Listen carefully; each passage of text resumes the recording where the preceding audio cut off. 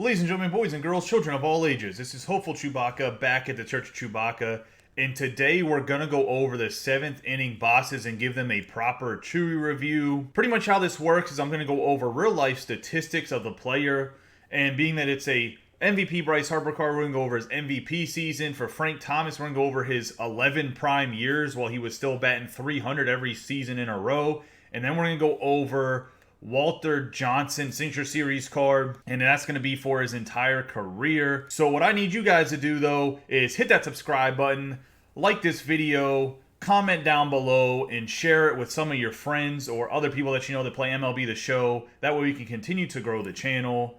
Let's get into it. Bryce Harper. The first of the 7th inning bosses is the MVP of 2015 in the National League. 99 overall, Bryce Harper, the right fielder at the time for the Washington Nationals. As many of you guys know, he plays for the Philadelphia Phillies currently. He's right-handed throwing, left-handed batting with secondary positions of left field and center field. He has diamond hitting, diamond defense. In the 2015 season, Bryce Harper batted .330, had an on-base percentage of .460, a slugging of .649, an OPS of 1.109, and an OPS plus of 198. 198 is a ridiculous OPS plus. This guy mashed in that year. This was his breakout season. Since then, there's been a lot of hate saying that he's overrated, but honestly, he's still been very consistent since that point, but this was by far his best season. On top of that, he had 42 home runs, 99 RBIs, and he led the league in 118 runs scored. He had a WAR of 9.1. On top of winning the MVP, he won the Silver Slugger and was an All-Star. So Harper had an amazing year. I don't think anybody can argue that. And he has one of the prettiest swings. He hustles. I really like watching Bryce Harper play. I know there's some people that hate him.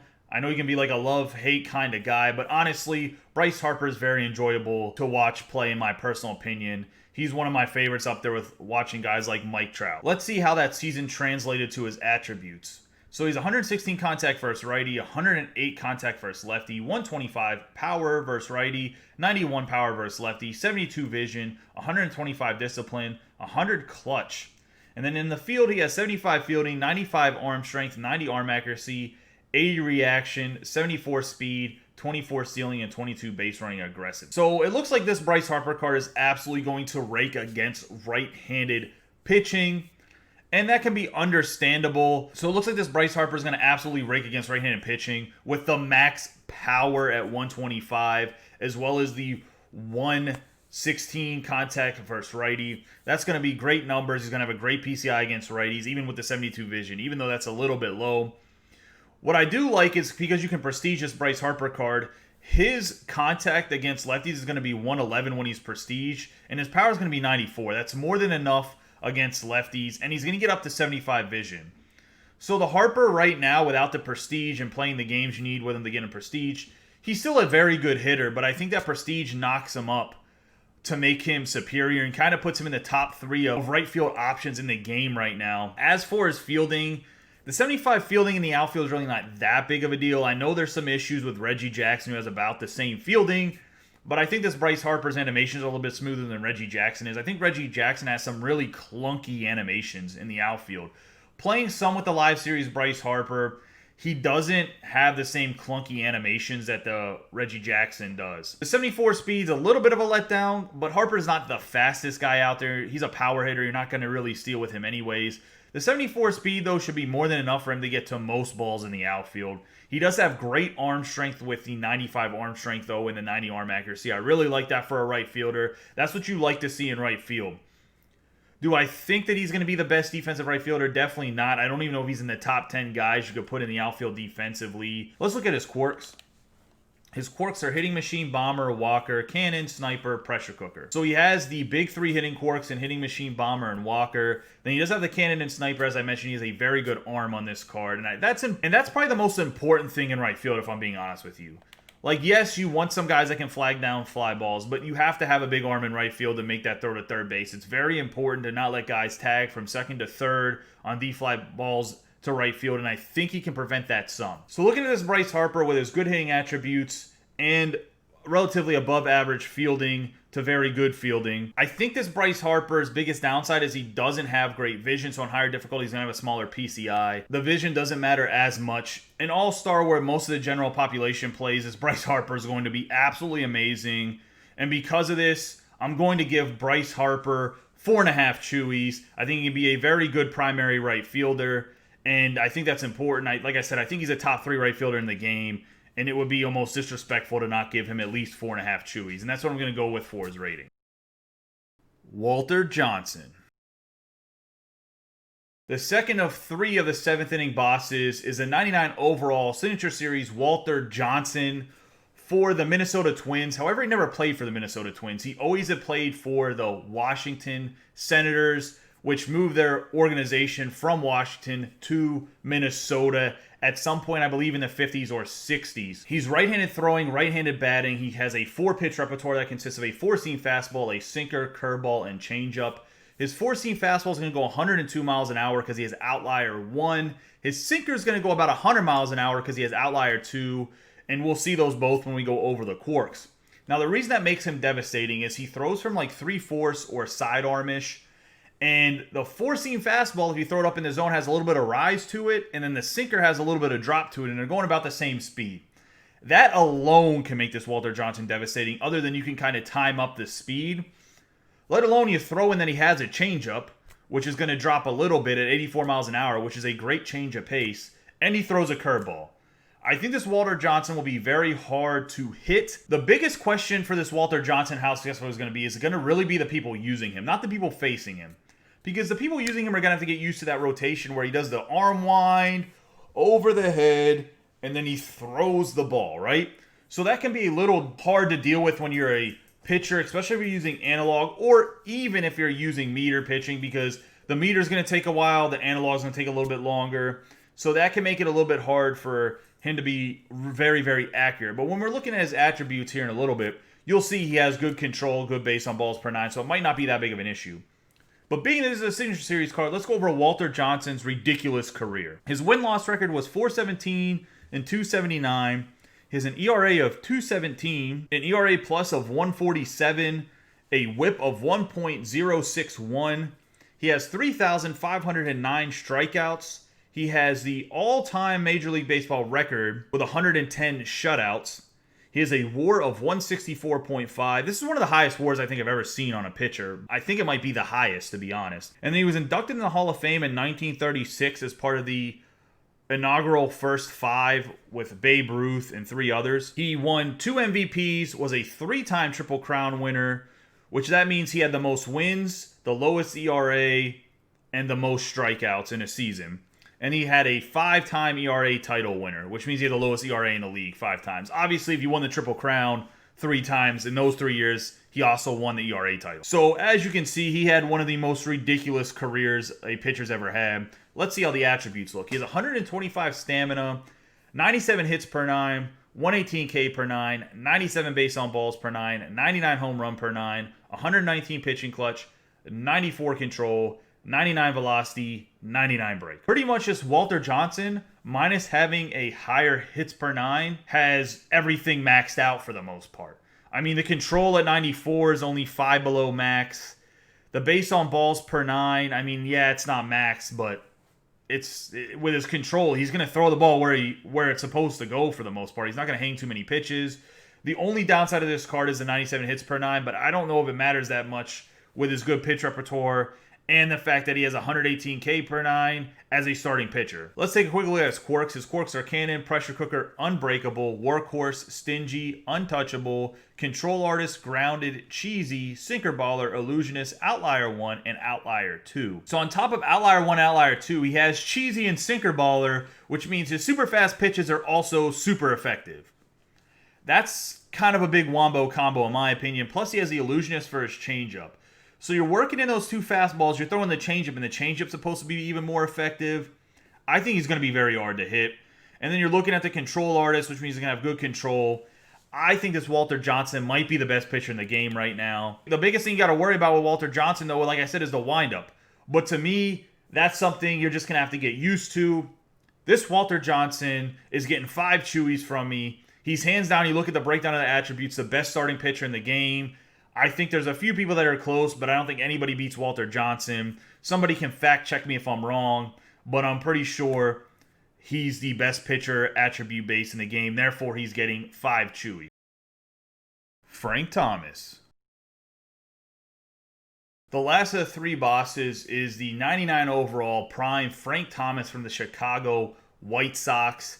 And I think everyone was waiting on this one. We got Frank Thomas early last year with a Signature Series card that was in the XP reward path, and everybody loves Frank Thomas. How can you not like a guy with a smile like this? But this Frank Thomas, as everyone knows, is a right-handed batter, right-handed throwing. He has no secondary positions other than first base. And really, do you really need to put him anywhere else? He's the big hurt. He puts a hurting on balls. He knocks balls down. He puts a hurting on him in the field too. You don't get much past this big man at first base. He does have the diamond hitting and the common defense. Like I say, he's not a very good defender, and he's only a first baseman. So really, you're have him in the lineup for his stick, and the fact that he's 6'5", 240, should be playing left tackle in the NFL rather than being a DH first baseman. But when you bat 300 for 11 years, or even more than that in your career, you can play a little bit of baseball too, I guess. Looking at Frank Thomas's career, I went over what I considered his 11 years of prime, from 1990, the year he's a rookie, to 2000. And you could argue and say that 98 and 99 weren't that good of years, and they're going to pull down some of these averages. So don't shoot me. Maybe his prime was only the first 8 years, but he was a second in the MVP race in his 11th season in the league. So you got to say he's still in his prime. The man batted like 320 that year and had like a 480 on base percentage. That's still prime production Frank Thomas. Yeah, he had 2 off years, and he came back because he was fighting injuries in that 98-99 season. Here are statistics for those 11 years of prime that I computed, and his batting average is 321. His on-base percentage is 433. His slugging is 579. His OPS is 1.021. His OPS plus is 170. He hit 344 home runs, had 1,183 RBIs, had a WAR of 58.9, and he won 2 MVPs, 4 Silver Sluggers, and 5 All-Stars. And those are actually his only accolades he won within his career. So he actually won all of his accolades in his prime. And then was inducted in the Hall of Fame in 2014, and he's considered one of the best hitters of all time. So this Frank Thomas had a ridiculous career when it comes to hitting a baseball. He was never a great defender, and he played a lot of designated hitter being in the American League, especially later on in his career. Now, at first base, he was pretty much an everyday first baseman, or at least every other day in the early parts of his career, but he was never a great fielder. He played first base because he's 6'5" and 240 pounds, like I mentioned before. So when you see his fielding attributes, don't hold it against him too much, because he was known as a hitter, not as a guy that played in the field. Looking at his attributes, he's 109 contact versus righty, 125 contact versus lefty, 104 power versus righty, 125 power versus lefty, 98 vision, 125 discipline, 109 clutch. In the field, he has 57 fielding, 64 arm strength, 55 arm accuracy, 53 reaction, 48 speed, 12 stealing, 14 base running aggressiveness. So as you can see, the Frank Thomas once again has max contact and max power versus lefties. He has good vision at 98, has good numbers against righties with 109 contact versus righty and 104 power versus righty. The fielding's definitely lackluster, but like I said, 6'5", 240 pounds. I never had an issue with Frank Thomas all of last year in the game. I was doing the showdown, and I played the White Sox, and Frank Thomas was there, and he made some sort of ridiculous jumping catch, because, you know, a man with 57 fielding and 53 reaction supposed to be out there looking like a Black Panther, jumping and just snatching the ball out of midair. Just super ridiculous. So I don't think that the defense is a huge deal. Let's look at his quirks real quick. His quirks are hitting machine, bomber, 20/20 vision, walker, pressure cooker, unbreakable. It makes sense that Frank Thomas has all of the hitting quirks that are needed to be a prolific hitter, and hitting machine, bomber, walker, plus he has a 20/20 vision. I think this is going to be one of the best bats against lefties, hands down. He's going to be good against righties too. The biggest downside of this Frank Thomas is the timing of when Frank Thomas is coming out. So we've had a Stan Musial that can play first base that came out in the 6th inning program. And then we just got Babe Ruth. Both those guys pretty much have to be slated in at first base at this point in the game. And then you have Frank Thomas. And you can't really platoon Thomas and Musial, because Musial is better against lefties than he's against righties. I guess with Babe you could platoon them, but like Babe Ruth swings too good. So it really puts in a hard spot of picking this Frank Thomas. This has to almost be like you love Frank Thomas. Am I going to get Frank Thomas? I'm probably not going to pick him, to be honest. But I'm going to pick him up at some point in time when the boss's prices go down, because Frank Thomas and Edgar Martinez are probably my two favorite players of all time that aren't Pirates. Like Roberto Clemente, Willie Stargell have a special place in my heart. But Frank Thomas and Edgar Martinez, just being a big kid that wasn't super athletic when I was younger, but could hit a baseball really well, were two guys I idolized. But I'm going to have to give this Frank Thomas at this point in the game 4 Chewies, which I know that might be a little bit harsh, but he's not a great fielder. And honestly, I don't know if he's a top 3 first baseman in the game right now. His hitting is going to be wonderful, but I just don't know. I just feel like Babe Ruth and Stan Musial are just better options at first base right now. And because of that, and the fact that you can only play first base, you can't really move him around. Like, do you want to put Babe or Musial in right field? I know it's a tough rating for him, but I'm going to have to go unbiased here. I'm going to have to go 4 Chewies on the Frank Thomas. All right, so we've given a true review of all 3 of the cards. And honestly, I think from the true reviews, you guys can kind of deduce about who I'm going to pick. I'm going to have to pick Walter Johnson. He is hands down one of the best pitchers in the game, if not the best pitcher.